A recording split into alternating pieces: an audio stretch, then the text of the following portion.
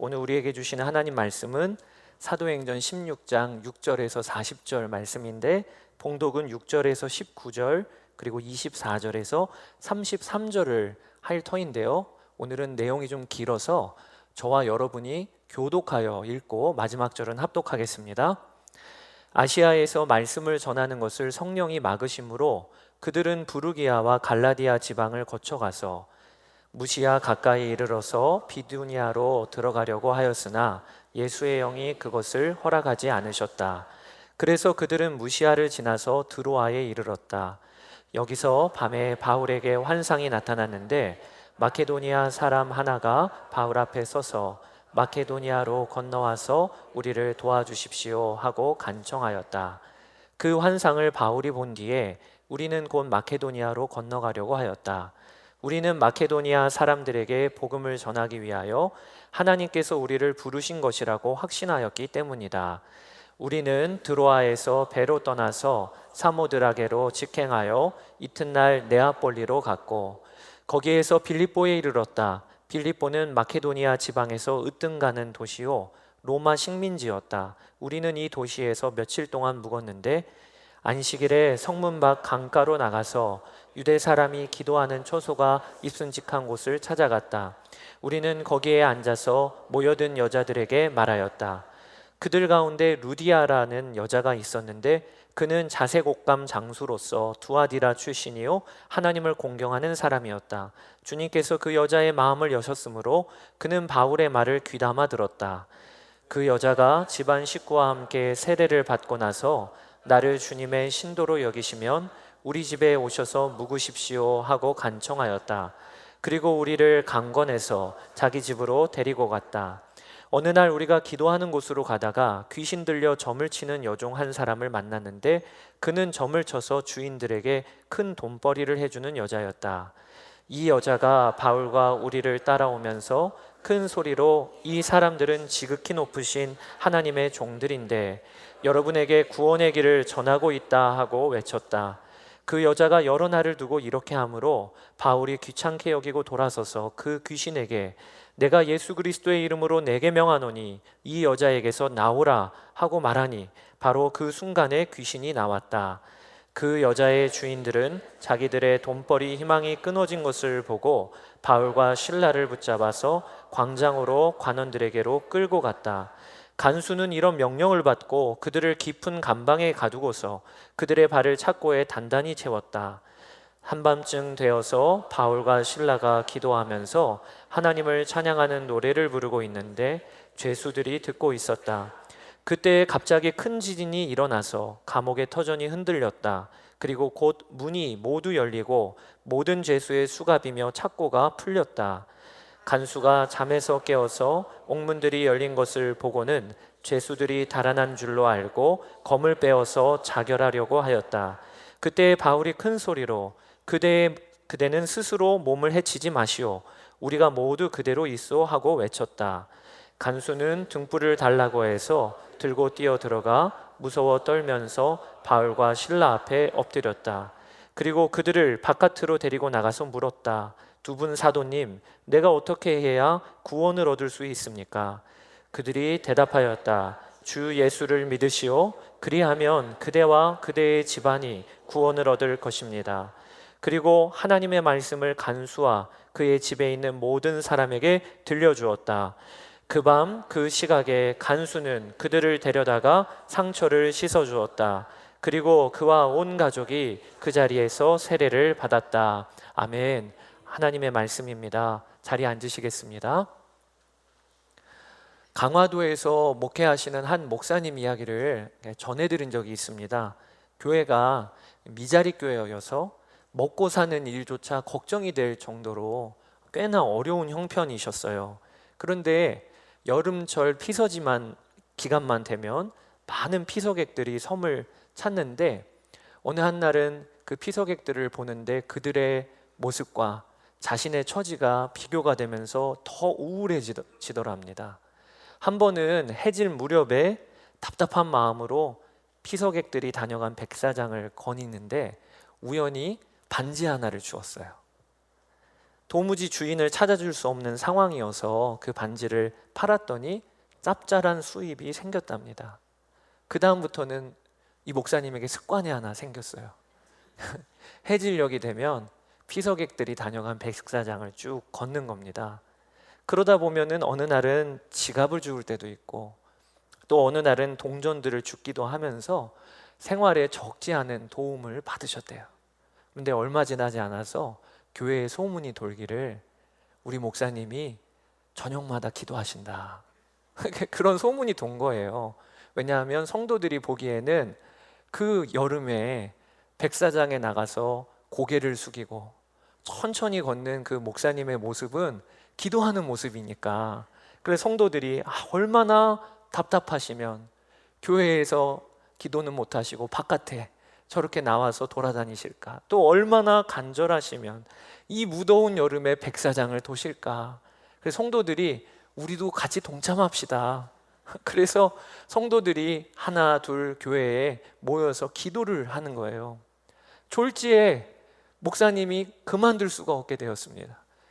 여름 피서철이 지난 이후에도 백사장을 계속 돌면서 기도 아닌 기도가 시작이 된 거예요. 그런데 그렇게라도 교회 안에 기도하는 자들이 일어나니까 예배 분위기가 바뀌더래요.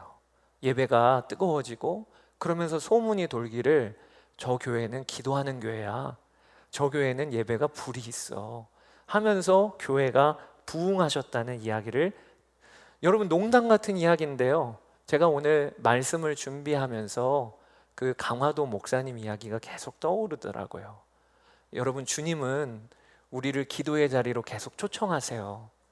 특별히 오늘 말씀을 통해서 제가 간절히 기도하는 것은 우리 오늘 말씀을 듣고 이번 한 주간을 살 때 기도의 자리로 나아가는 우리들 되면 좋겠다. 그래서 기도가 고파, 그리고 또 박리부가 사모님이 그런 표현을 자주 쓰셨는데 기도가 마렵다. 정말 그런 마음이 우리 가운데 일어나면 좋겠다 싶습니다. 여러분, 우리 안에 계신 성령님은요, 기도를 도우시는 분이세요. 성경에 성령님의 사역 중에 하나가 연약한 우리를 대신하여 간구하신다고 하셨어요. 그게 로마서 8장 26절입니다. 이와 같이 성령께서도 우리의 약함을 도와주십니다. 우리는 어떻게 기도해야 할지도 알지 못하지만 성령께서 친히 이루다 말할 수 없는 탄식으로 우리를 대신하여 간구하여 주십니다. 그러니까 주와 동행하는 삶에 나타나는 가장 큰 특징은 기도가 달라지는 거예요. 예수님을 믿고 1년이 되면 1년만큼 기도의 분량이 달라지고 3년이 되면 3년만큼 기도가 연글고, 이 역사가 우리에게 당연히 나타나야 되는 역사예요. 성령께서 우리를 그렇게 이끄세요. 간절히 바라기는 비올드 교회 안에 기도의 부흥이 일어나게 되기를 축복합니다. 오늘 우리가 읽은 본문은 사도행전 그 바울의 2차 선교 여정을 기록을 하고 있는데, 먼저 그 내용을 여러분께 좀 간략히 살펴보고자 합니다. 바울은 마가 요한의 일로 바나바와 갈라섰어요. 그래서 수리아 안디옥에서 출발해서 제일 먼저 갔던 곳이 그가 태어나고 자란 길리기아 다소라고 하는 곳입니다. 내륙을 거쳐서 1차 복음 전도 여행을 했던 갈라디아 지방으로 간 거죠. 그리고 그가 복음 전하여 세운 교회들이 있는 더베, 루스드라, 이고니온, 이 지역으로 갔습니다. 근데 이 지역에 갔을 때 아주 특별한 것이 젊은 청년 디모데를 만났다는 것입니다. 디모데가 이후로는 바울의 평생의 동역자가 되고 바울의 제자로 그를 지원해 주는 사역을 합니다. 저는 먼저는 이 부분에서 감동이 되었던 것이, 여러분, 바울의 1차 전도 여행 중에 루스드라 사역은요, 꽤나 성공적이지가 않고 오히려 상처만 있는 사역이었어요. 루스드라에 갔을 때 유대인들이 달려들어 바울을 돌로 쳤던 곳이 루스드라입니다. 그래서 바울은 복음 한번 제대로 전하지도 못하고 돌에 맞아 죽을 지경에까지 갔던 곳이 루스드라예요. 그러니까 그에게 있어서 루스드라는 미안한 도시예요. 복음을 제대로 전하지도 못하고 또 상처가 있는 아픈 추억이 있는 도시예요. 그런데 참 놀랍죠. 그렇게 지나왔던 루스드라였는데 다시 방문했을 그때에 이 루스드라에 열매가 맺혀 있는 거예요. 어떤 열매냐? 디모데라고 하는 열매예요.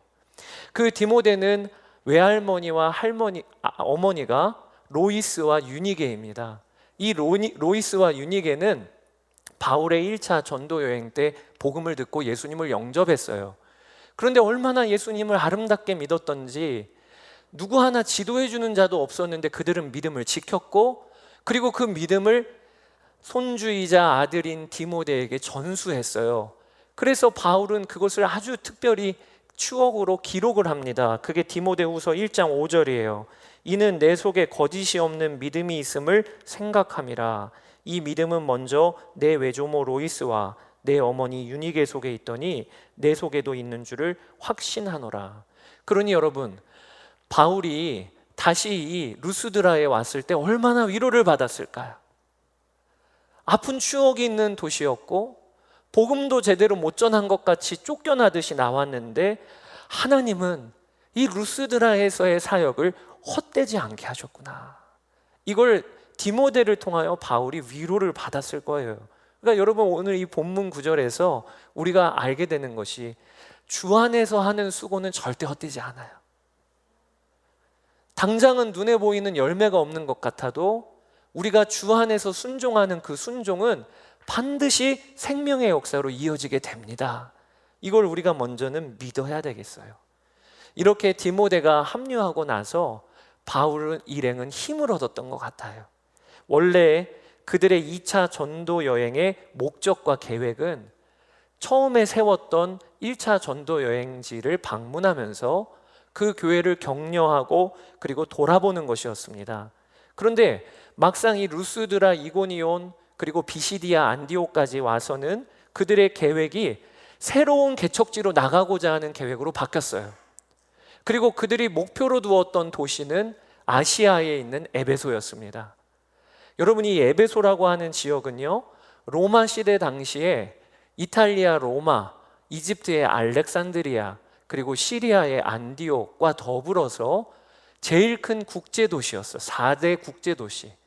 그리고 이 에베소라고 하는 이 지역은 우리가 지금 튀르키예라고 하죠. 터키의 서쪽 지역인데 성경시대 당시에는 아시아 지방이라고 불렸습니다. 이 아시아 지방에서 가장 큰 도시가 에베소였어요. 그러니까 이 에베소를 목적으로 삼고 바울은 나아간 겁니다. 그런데 오늘 본문에 보면 성령께서 그 길을 막으셨다고 기록하고 있어요. 6절에 아시아에서 말씀을 전하는 것을 성령이 막으심으로, 이 아시아는 에베소를 의미하는 것이라고도 볼 수가 있어요. 그들은 부르기아와 갈라디아 지방을 거쳐가서 어떻게 막으셨는지는 모릅니다. 그러나 성령께서 바울의 전도 여정을 막으셨어요. 못 가게 하셨어요. 이건 바울에게 있어서는 참 특별한 경험이었습니다. 1차 전도 여행까지는 항상 다음 선교지를 계획하고 이동했어요. 그런데 성령께서 막으시는 거예요. 그래서 바울이 에베소로는 아니지만 튀르키예 북쪽에 있는 비두니아로 그러면 발걸음을 가라고 하시나 보다. 그리고 북쪽으로 향하려고 하는데 이것마저도 예수의 영이 허락지 아니하셨다. 이게 성경의 기록입니다. 7절, 무시아 가까이 이르러서 비두니아로 들어가려고 하였으나 예수의 영이 그것을 허락하지 않으셨다. 그래서 바울이 결국에는 이 무시아 땅을 지나 드로아라고 하는 항구 도시까지 온 것이 오늘 본문에 기록되어져 있죠. 이때만 해도 그는 매우 혼란스러웠을 거예요. 아니, 왜 이렇게 길이 막히냐 말이에요. 그런데 그때 우리가 너무 잘 알고 있는 유명한 환상이 이 드로아에서 펼쳐집니다. 꿈속에서 바로 바다 건너 있는 마게도냐 지방의 사람이 나와서 건너와서 우리를 도우라. 지금까지 바울의 사역지는 아시아 지역이었어요. 그런데 마게도냐는 유럽 지역입니다. 건너와서 우리를 도우라. 이 환상을 바울이 보고는 성령께서 왜 에베소로 가는 것도 막으시고 비두니아로 올라가는 것도 막으신가를 깨달았어요. 유럽으로 넘어가라고 하시는구나. 그래서 바울이 복음을 들고 유럽을 넘어가는 것이 오늘 사도행전 16장의 2차 전도 여행입니다. 제일 먼저 그가 도착했던 땅이 마게도냐 지역이었고 성은 빌립보 성이었어요. 오늘 본문의 12절, 거기에서 빌립보에 이르렀다. 빌립보는 마게도냐 지방에서 으뜸 가는 도시요 로마 식민지였다. 우리는 이 도시에서 며칠 동안 묵었는데, 이 마게도냐 지역에서 빌립보 성은요 으뜸 가는 도시라, 제일 규모도 크고 그리고 제일 알아주는 유명한 중심지였다는 거예요. 그곳에는 유대인의 회당이 없었다고 추측이 됩니다. 그러니까 이전까지는 바울은 어느 지역에 가던 유대인의 회당에 들어가서 거기에서 구약의 복음에 담겨있는 복음을 전했죠. 그런데 이 빌립보 성은 이방 지역이죠. 유대인의 회당이 아직 세워지지를 않았던 것 같아요. 그래서 바울과 일행은 기도할 처소를 찾고 찾다가 강가에 여인들이 모여 있어서 거기에서 복음을 전했다고 했습니다. 근데 그 여인들에게 복음을 전하여 회심한 첫 번째 유럽의 기독교인이 바로 루디아예요. 옥감장수 루디아. 그리고 그 루디아와 그의 집이 예수님을 영접하게 됩니다. 그러니까 여러분, 유럽의 첫 번째 회심자는 여성이었어요. 당시에는 여성의 지위와 위치를 생각해 보면 참 특별한 일인 거예요. 복음 전파의 첫 열매가 여성이었어요. 이 빌립보 성에서 벌어진 또 유명한 사건이 그들이 감옥에 갇힌 겁니다. 기도하러 길을 가다가 귀신 들려 점치는 한 여종이 있는데 얼마나 괴롭히는지, 그래서 바울이 그를 향하여 귀신아 나오라, 주 예수님의 이름으로 명합니다. 그리고 그 여종이 고침을 받아요. 이 좋은 일이잖아요. 귀신이 떠나간 거니까. 그런데 그 여종의 주인이 바울과 그 일행을 고발합니다. 왜냐하면 점치는 이 일을 통해서 그 주인이 돈을 벌었단 말이에요. 그런데 수입이 끊기게 돼버리니까 바울과 그 일행을 모함해서 고소를 하고, 그리고 결국에는 빌립보 감옥에 그들이 갇히게 되죠. 여러분, 유명한 사건이 그 다음에 벌어지는 겁니다. 밤중에 바울과 실라가 착고에 매여 있는데 한밤중에 그들이 기도하고 찬양을 하니까 옥이 다 지진이 나고 옥문이 열리고 착고가 풀어지고, 그 일로 말미암아 간수와 그 가족이 예수님을 영접하고, 그래서 빌립보 교회가 세워지는 내용이 오늘 본문이에요. 설명도 쉽지 않네요. 꽤나 길었어요. 여러분, 이 내용까지 우리 본문을 통해 우리가 보게 되는 2차 선교 여행의 특징이 두 가지가 있습니다. 첫 번째는 2차 선교 여행을 통해서 복음이 유럽으로 넘어간 거예요. 이게 엄청난 변화예요. 지금의 서구 문명과 사회의 근간이 되는 기독교가, 이 바울이 배 타고 들어가는 그 배 안에 복음이 있었던 거예요. 인류 역사의 지축을 바꿔버리는 이 일이 2차 전도 여행 때 일어난 것이 아주 큰 특징이죠. 그런데 여러분, 겉으로는 그렇지만 더 중요한 특징이 있음을 오늘 여러분과 나누고 싶은 거예요. 2차 전도 여행에서 드러나는 전도 여정의 아주 중요한 특징은요, 온통 기도라는 겁니다. 오늘 본문은 기도가 가득 담겨 있다는 거예요. 그래서 저는 2차 전도 여행을 기도 여행이라고 불러도 과언이 아니라고 여겨요. 그만큼 오늘 곳곳에 바울과 일행의 기도 이야기가 담겨져 있습니다. 먼저 하나님은요, 바울과 그 일행에게 기도 훈련을 엄청 시키십니다. 어떻게 시키셨는가? 그 길을 막으심으로 시키셨어요. 1차 전도 여행에 세운 교회들을 찾아가서 비시디아 안디옥까지 이르렀을 때 하나님은 그 다음 행선지를 딱 분명하게 알려주지를 않으셨습니다. 그리고 바울이 에베소로 가려고 해도 막으시고 비두니아로 가려고 해도 막으셨어요. 그렇게 해서 그들이 간 곳이 드로아까지 간 것이죠. 근데 여러분, 비시디아 안디옥에서 드로아까지의 거리가 어느 정도인가? 학자들마다 다 추정이 다르지만 대부분은 1000km가 넘었다고 일치를 해요. 도보로 1000km가. 그러니까 하루에 8시간씩 작정하고 걸어도요, 좋기 25일에서 30일이 걸리는 거예요. 그러니까 바울은요 30일 동안 드로아에 이르기까지 어떤 일을 경험한 것이냐면 성령께서 계속 막으시는 거예요. 아니 1차 전도 여행 때까지는 어디를 가던 구원받을 사람 만나게 하셨고, 그리고 예비된 영혼들이 있었고, 복음의 메시지를 전하니까 폭탄처럼 터지는 일들이 매번 일어났는데, 드로아까지 갈 때까지는 계속 막으셔요. 들어가지도 못하게 하시고 복음 전할 상황도 펼쳐지지를 않고. 그럼 여러분 질문이, 바울이 그 기간 동안 뭐 했을까요? 기도밖에 할 게 없는 거예요. 기도밖에. 사역이 열리지를 않으니까 이 30일, 좋기 30일 동안은 기도만 하는 것입니다. 계속 기도 훈련으로 하나님이 그를 몰아가시는 거예요. 그러니까 여러분, 우리가 2차 전도 여행에서 아시아로도 비두니아로도 못 가게 하신 하나님의 뜻은 결국에는 유럽을 여시는 것이었지만, 바울과 그 일행을 향한 하나님의 뜻은 계속 막으시는 이유는 그를 기도 훈련시키시려고 그렇게 하신 거예요. 1차 전도 여행 때는 바울은 고난받는 훈련을 하게 하셨습니다. 돌에 맞아 죽을 지경에까지 가게 하셨어요. 그런데 2차 전도 여행의 아주 중요한 특징은 바울에게 기도 훈련을 그렇게 시키셨어요. 왜 하나님께서 그렇게 기도 훈련을 시키게 하셨을까? 주만 의지하게 하시려고. 주만 의지하게 하시려고. 여러분 생각해 보세요. 이제 유럽의 문이 열립니다. 빌립보 성에 들어가고 데살로니가 성에 들어갈 것입니다. 그때마다 예비된 영혼이 펼쳐질 것입니다. 그러면 얼마나 신나게 사역할 수 있겠어요? 그때 바울이 명심해야 된다는 거예요. 사역보다 기도가 우선이라는 거예요. 사역보다 기도가 우선이다. 어떠한 사역보다 바울과 그 일행에 있어서 가장 제일된 사역은 기도를 통하여 하나님과 교제하는 게 우선임을 바울에게는 훈련을 시키시고, 그리고 유럽의 문을 여신 거예요.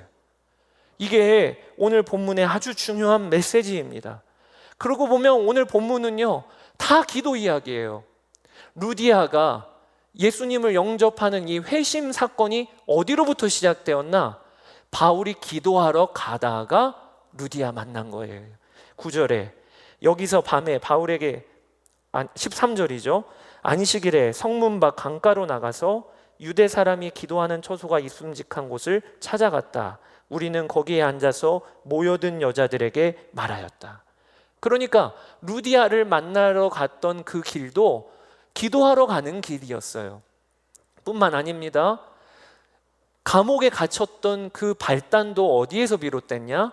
기도하러 가는 중에 귀신 들린 여자를 만났기 때문에 감옥까지 들어가게 된 거예요. 16절에 어느 날 우리가 기도하는 곳으로 가다가 귀신 들려 점을 치는 여종 한 사람을 만났는데. 그러니까 오늘 본문은요, 여기저기 기도하러 가다가 주의 역사가 시작이 되고, 기도의 자리로 나아가다가 하나님이 예비하신 영혼을 만나고, 이걸 계속 우리에게 알려주고 계신 거예요. 2차 전도 여행의 아주 가장 큰 특징은 기도 여행이야.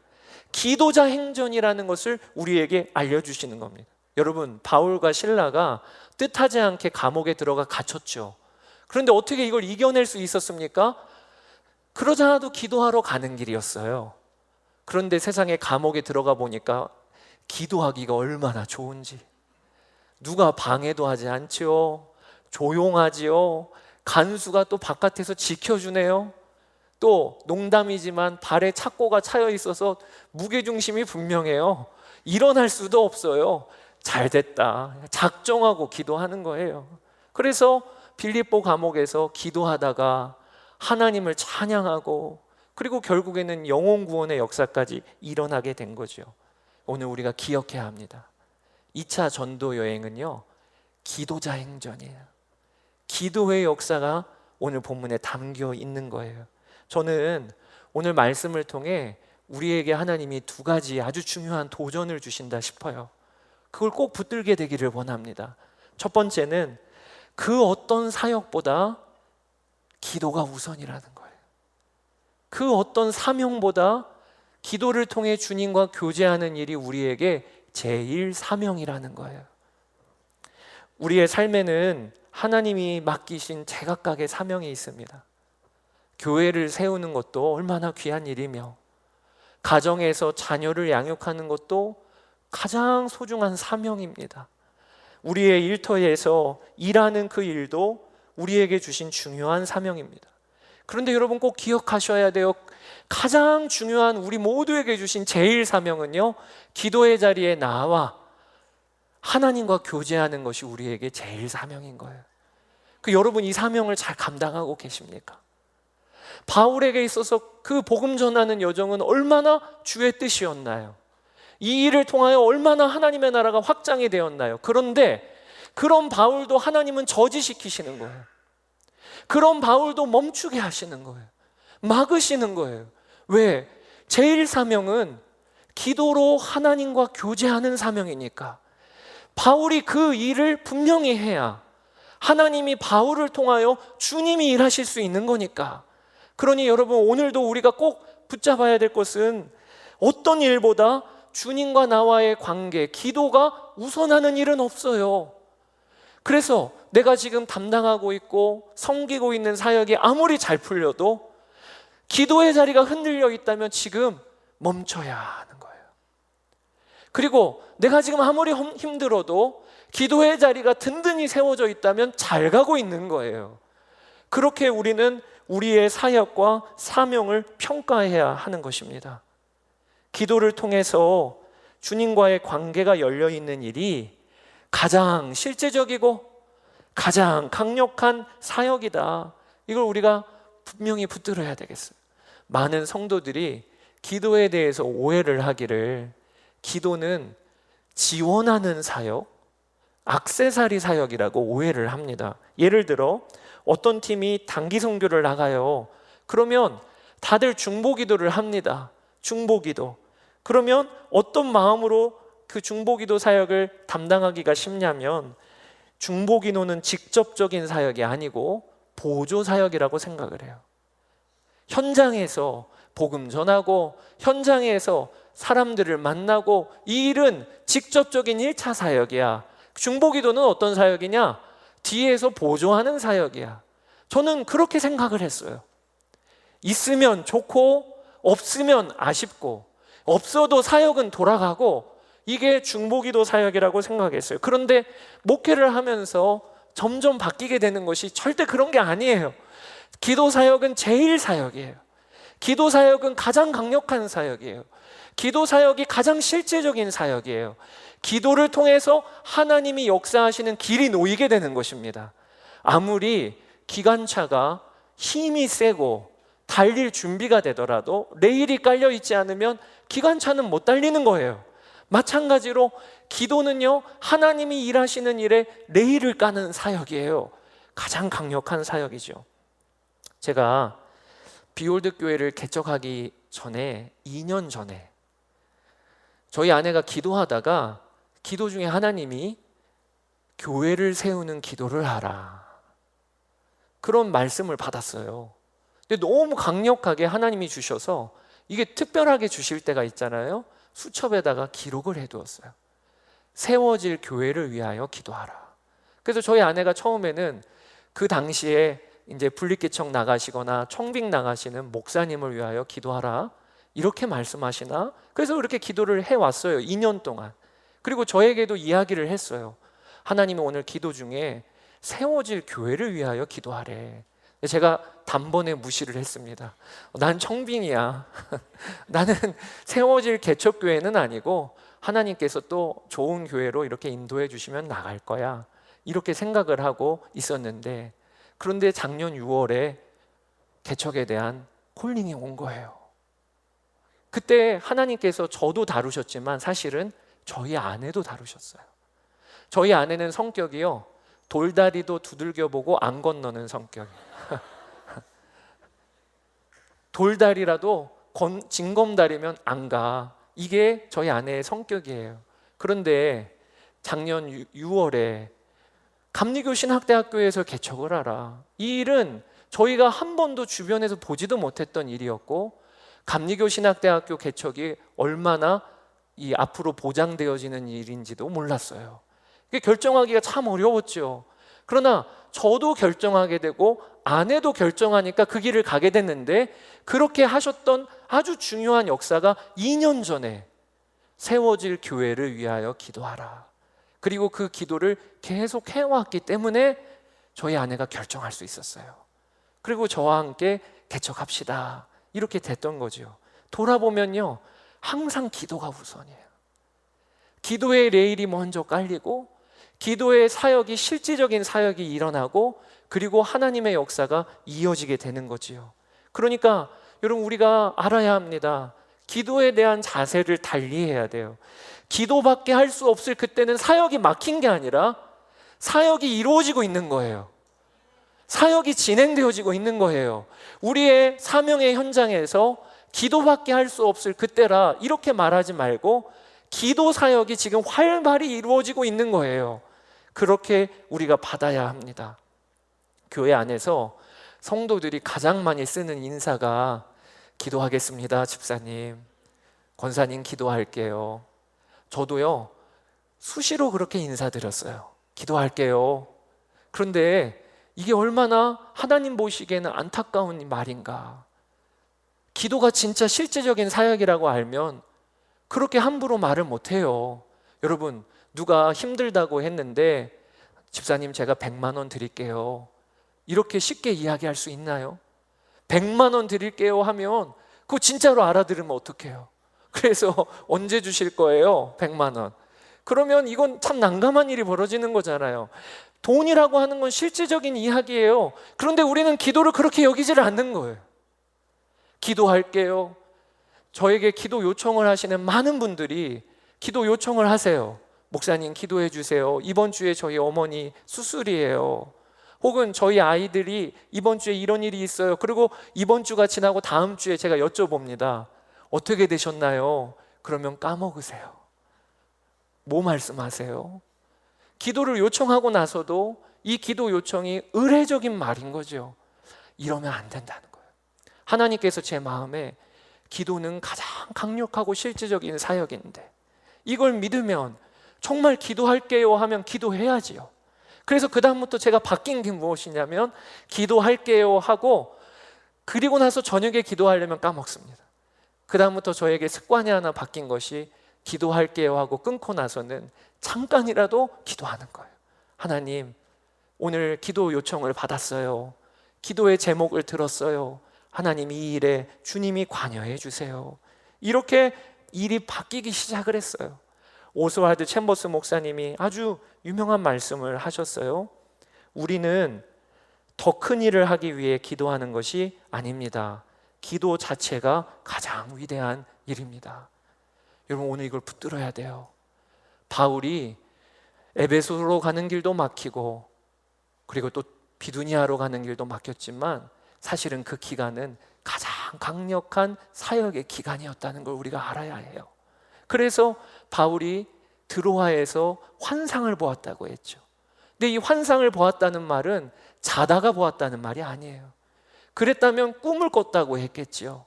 성경에 다니엘도 기도하다가 환상이 열렸어요. 에스겔도 그발 강가에서 기도하다가 환상을 보았어요.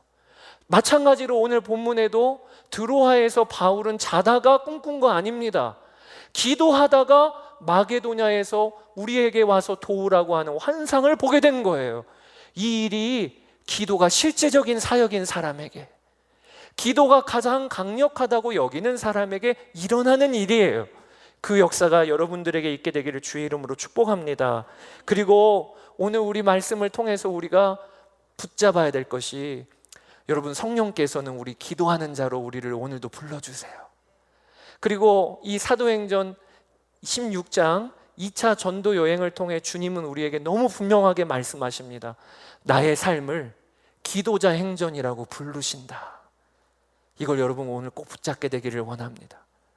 오늘 예배의 자리에 나오신 분들 중에 사방이 막힌 것과 같은 그런 어려운 상황에서 오신 분 계신가요? 혹은 주위에 왜 이렇게 저렇게 어렵지? 방법이 도무지 보이지 않아 라고 할 정도로 큰 어려움을 당한 이들이 있나요? 그러면 오늘 말씀에 의지해서 우리가 그 상황을 어떻게 해석을 해야 하는가? 아, 하나님이 나를 기도 행전의 삶으로 부르시는구나. 바울이 그랬잖아요. 바울이 비시디아 안디옥에서부터는 다 막혔어요. 여기저기로도 가지 못했어요. 그런데 오늘 그 본문을 읽는 우리에게는 너무 분명한 것이 이 기간이 바울의 기도 훈련 기간이었던 것처럼 오늘도 우리의 삶이 다 막힌 것 같다면 그 시간은 하나님이 나를 초청하시는 시간이에요. 어떤 시간? 기도자 행전, 기도 행전 되게 하시려고 초청하는 시간이에요. 그렇게 반응하시게 되기를 축복합니다. 제가 돌아보면요, 사방이 막힌 것 같은 캄캄한 시간이 제 인생에 2번 있었어요. 첫 번째는 저희 아버지가 사고를 당하시고 식물인간이 되셨던 1999년에 졸지에 가장이 쓰러지고, 그리고 제가 고등학교 3학년이었는데 가정이 완전히 무너지고 나서 그 다음에 제가 할 수 있는 게 아무것도 없었어요. 그때 야간 자율학습 저녁 10시에 끝나면 너무 답답하니까, 이대로 집에 들어가면 꼭 미칠 것만 같으니까, 상황을 직시하기가 너무 괴로우니까 제가 선택했던 일이 10분 정도 뛰어가면 10분, 걸어가면 15분 정도 걸리는 그 교회에 가서 지하 마룻바닥에 내려가는 거예요.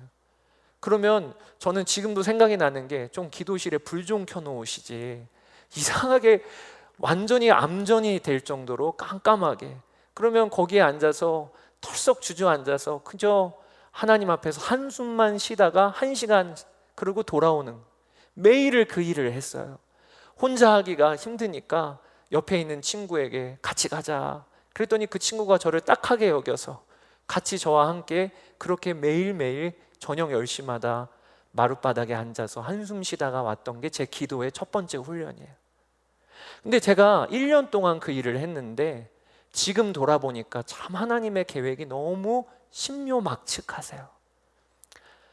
대학교에 들어갔는데 저희 그 당시에 감리교 신학대학교에 자유주의 신학이 얼마나 횡행했는지 모릅니다. 심리학 시간에 처음에 갔더니 교수님이 하신 첫 마디 말씀이, 이 중에 하나님이 창조하셨다고 믿는 바보는 없죠. 그게 첫 마디였어요. 그분이 목사님이었어요. 얼마나 충격이었던지. 신약학 시간에 교수님이 하시는 이야기가 예수님의 피나 일반 동물의 피나 다를 바가 없다. 얼마나 충격이었던지. 그런데 제가 그때 흔들리지 않았던 2가지 이유가 있었어요. 하나는 우울증 때문에 그런 이야기를 들어도 그저 그냥 넘어가고 그런가 보다. 그런데 지금 돌아보면 기도를 1년 동안 준비시키셨구나, 이걸 알게 돼요. 그렇게 털썩 주저앉아서 한숨만 쉬더라도 하나님께 나아가 무릎 꿇는 그 일을 통해서 그 자유주의 신학이 가장 왕성하게 일어났을 그때 제 마음과 신앙을 하나님이 지키셨구나. 고등학교 3학년 때 그 1년의 기간이 돌아보면 주님과 추억이 쌓인 기간이에요. 기도하다가 한 번은 몰래 들어온 고양이 때문에 뒤집어진 날도 있었고, 그리고 기도하다가 어느 날 갑자기 눈앞이 환하게 비춰지는 거예요. 이게 성령의 역사인가 보다. 그랬더니 알고 봤더니 누가 불을 켜신 거예요. 이런 다 재미있는 추억이죠. 주님과의 관계가 그때 얼마나 풍성하게 쌓였는지. 돌아보면 그 기간이 저에게는 암흑기가 아니라 뒤집어 보면 기도 행전 되게 하시고 기도자의 추억이 쌓게 하신 주님과의 추억이 쌓인 기간이었어요. 그리고 저에게 있어서 2번째 앞뒤가 꽉꽉 막혔던 때가 비올드 교회를 처음 개척할 때입니다. 작년 6월에 하나님 앞에 반응하여 교회를 개척하겠습니다 했는데 학교에 행정이 너무 더딘 거예요. 장소를 열어준다고 했는데 가보면 학교의 구체적인 행정 담당관이 알지를 못해요. 이게 어디서 막힌 건가? 이게 왜 이런 일이 벌어지는 건가? 그러다가 결국에는 2주 전에 예배 못 드린다고 통보를 받았죠. 그때 어디에서 사역은 마무리를 했으니까 기도할 장소도 없고, 그래서 카페에 가서 말씀 준비하다가 거기서 기도하고, 감신대로 운전하는 차 안에서 기도하고, 그렇게 기도하는데 어느 한날은 제 처지가 너무 처량한 거예요. 이렇게 기도하다가 하나님께 원망하고 불평할 이 한 바가지의 마음을 준비하고 있었어요. 터뜨려야지, 내가 그래야 산다. 그런데 하나님께 고백을 하는데 하나님 이게 뭐예요가 아니라 그 기도하고 운전하는 차 안에서 하나님 사랑해요, 하나님 저는 하나님이 좋아요. 그 기도하는 그 시간이 저에게 얼마나 추억이었는지, 그 고백으로 인해서 흔들리지 않고 걸어갈 수 있었어요. 그러니까 저의 짧은 삶도 돌아보면 기도밖에 할 수 없을 그때가 하나님과의 추억이 가장 진하고 향기롭게 맺혀졌던 기간이 되더라고요. 그러니까 여러분, 우리는 꼭 기억해야 합니다. 세상 사람들은요, 나 기도밖에 할 게 없어, 이제는 다른 방법이 없어, 그러면 불쌍하다고 생각합니다. 그렇게 생각하시면 안 돼요. 기도밖에 할 거 없는 그 사람, 나는 다른 방법이 없고 기도 외에는 방법이 없는 그 사람이 가장 복된 거예요. 왜? 하나님이 그를 통하여 기도자 행전을 쓰실 때이니까, 기도 행전을 쓰실 때이니까. 여러분, 그러한 믿음으로 반응해 보세요. 그러면 우리의 삶에는요, 모든 게 막혀도 기도가 막힐 때는 없어요. 모든 상황이 다 주어지지 않아도 기도하는 일이 주어지지 않는 상황은 없어요. 그러니까 그렇게 바라보기 시작하면 어떤 어려움이 와도 기도자 행전을 쓰실 때이구나, 어떤 고난이 와도 기도 행전이 쓰여질 때이구나, 그러면서 이기는 게 우리 그리스도인들에게 주어진 특권인 거예요. 그 역사가 여러분 가운데 있게 되기를 축복합니다. 저는 개인적으로 오늘 바울의 2차 전도 여행을 통해서 하나님이 우리 비올드 교회에 강력하게 도전해 주신다고 싶어요. 기도할 때이다, 기도할 때. 계절이 바뀌었죠. 무더운 여름이 지나가고 있습니다. 이제는 시원한 바람도 불어요. 왜 이렇게 시원한 바람이 부는지 아세요? 기도하라고 그렇게 하신 거예요. 기도하라고. 여름에는 더우니까 오기도 힘들고, 기도하러 무릎만 꿇어도 짜증만 나고, 그래서 하나님도 아마 이해해 주셨을 거예요. 그래서 찬바람 주신 거예요. 기도하라고. 비올드 교회에 주중에 이렇게 와 있으면 점점 더 기도하는 자들의 소리가 들리기 시작을 해요. 성전에 나와 기도하고, 저 4층의 개인 기도실에 나와 기도하고. 그런데 여러분, 우리가 꼭 오늘 품게 되기를 원합니다. 내가 언제 한번 이렇게 기도한 적이 있나 싶을 정도로 하나님이 기도의 자리에 이번 가을에 나오라고 초청하세요. 시간을 정하여 기도하고, 내가 이 기도의 길을 내리라, 기도의 길에 어떤 잡초도 자라나게 하지 않으리라, 밟고 밟아서. 그 결단이 오늘 우리 가운데 있게 되기를 원합니다. 그러면 하나님은요, 그 다음에는 유럽으로 길을 여셨듯이 우리의 삶에 길을 여시는 거예요. 그 결단이 오늘 우리 모두에게 일어나게 되기를 찬양하고 기도하는 시간 갖도록 하겠습니다. 우리 함께 기도에 같이 찬양합시다. 주 앞에 나와 무릎 꿇고 하늘을 향해 두 손 들고 이 시간 우리 같이 찬양합시다. 우리 함께 기도해 주 앞에 나와 무릎 꿇고 긍휼 베푸시는 주 하늘을 향해 하늘 문이 열리고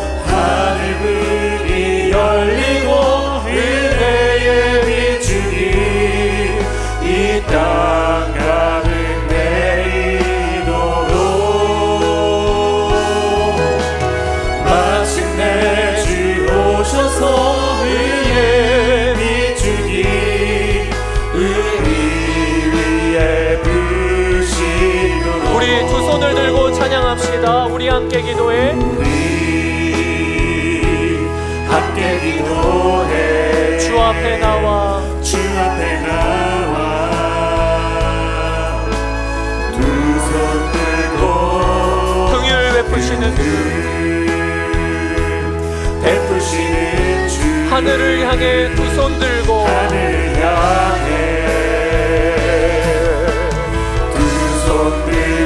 하늘 문이 열리고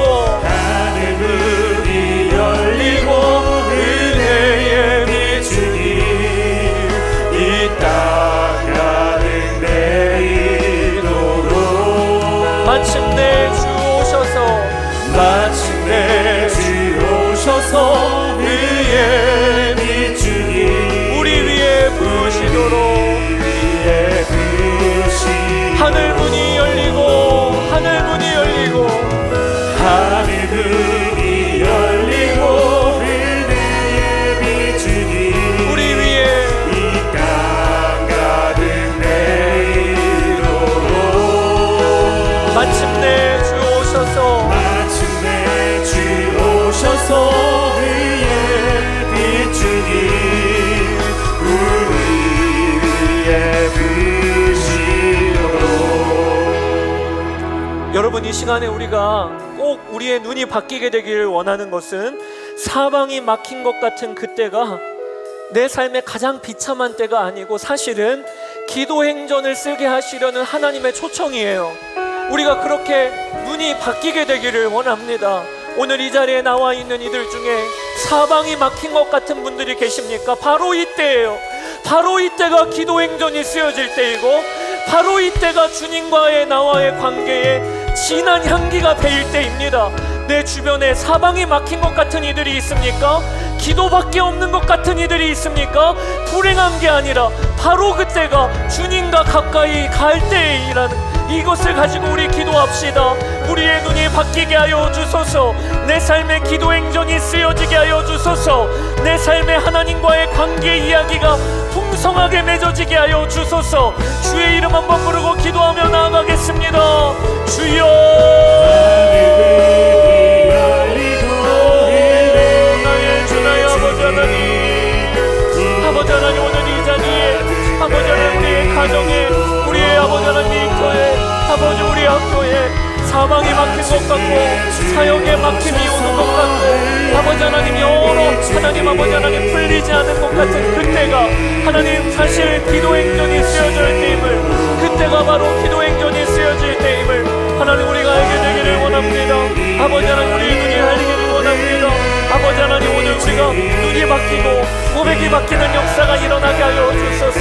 아버지 하나님, 바울에게 아버지 하나님 기도의 훈련을 시키신 것과 같이 하나님 우리도 하나님 기도하게 되기를 원합니다. 우리도 기도의 역사가 일어나게 되기를 원합니다. 아버지 하나님 역사하여 주소서. 아버지 하나님, 사방이 막힌 것 같은 이들이 아버지 믿음의 고백이 달라지고 믿음의 눈이 달라지게 되기를 원합니다. 아버지 하나님, 주여 역사하여 주소서. 나의 주 나의 아버지 하나님, 우리의 심령이 바뀌게 하여 주소서. 주님과 온전히 의지하며 주님 가운데 하나님 거하는 역사들이 일어나게 하여 주소서. 나의 주 나의 아버지 하나님, 오늘 아버지 하나님 기도의 자리에 나온 우리 한 사람 한 사람 가운데 하나님 인도하여 주시기를 원합니다. 오 주여 하여 주소서. 오 주님 아버지 하나님, 이 시간에 두 번째로 기도할 것은 성령께서 우리를 기도의 자리로 세워가십니다. 기도의 자리로 오라고 초청하십니다.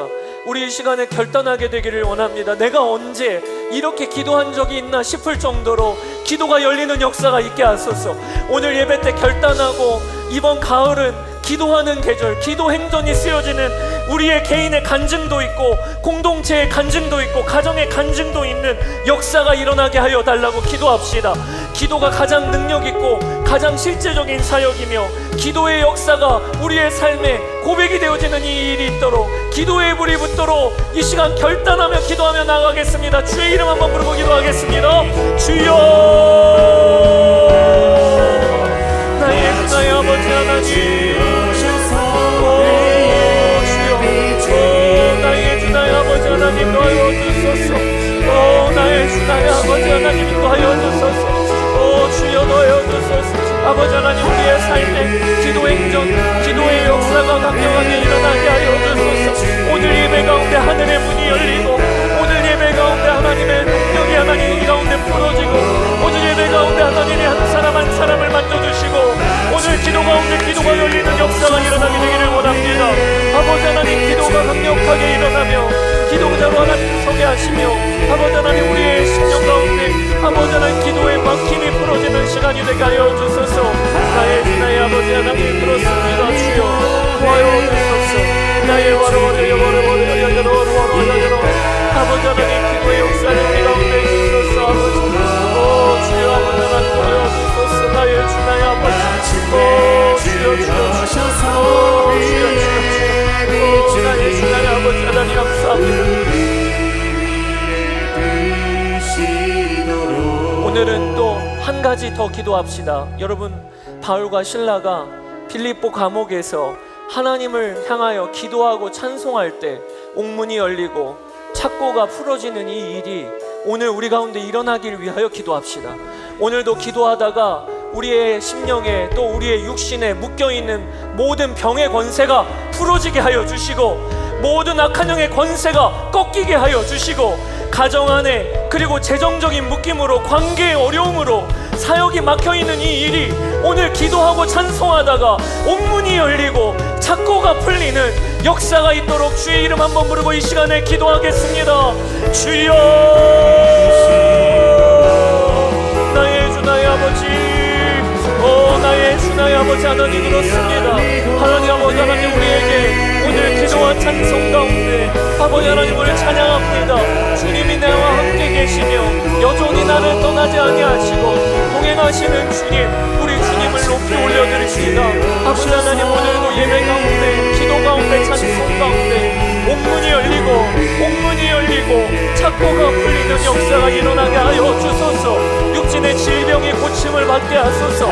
주여 아버지 하나님, 기도 가운데 아버지 하나님 마음의 모든 질병이 고침을 받게 하소서. 이 나라와 민족 가운데 모든 열방 가운데 묶임이 풀리게 하여 주소서. 주님의 복음이 강력하게 증거되어지고 전해지게 하여 주소서. 아버지 하나님, 교회 안에 하나님의 새 일이 일어나게 되기를 원합니다. 기도자들이 일어나고 곳곳에서 기도의 연합이 일어나고 아버지 하나님 강력한 기도가 일어나는 은혜가 아버지 하나님 일어나게 하여 주소서. 나의 주 나의 아버지 하나님, 주여, 나의 주 나의 아버지, 주님 하여 주소서. 아버지 하나님, 기도에 대한 눈이 열리게 하시며 기도가 강력하게 일어나게 하여 주소서. 아버지 하나님, 오늘도 아버지 하나님 우리의 심령마다 하나님 역사하여 주소서. 주님의 은혜가 하나씩 오늘 아버지 부어지는 시간이 되게 하여 주소서. 나의 주 나의 아버지. 아멘, 아멘, 아멘. 우리 가슴에 손을 얹고 기도합시다.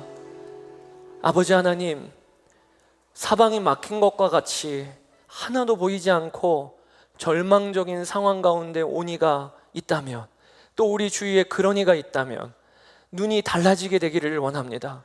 바울에게 하나님 에베소로 또 비두니아로 가는 길이 막힌 것이 그에게는 특별한 기도 훈련의 기간이요, 기도자 행전이 쓰여진 기간이 되게 하신 것처럼 오늘 우리의 삶을 기도 행전으로 초청하시는 주여, 그렇게 우리가 반응하게 되기를 원합니다.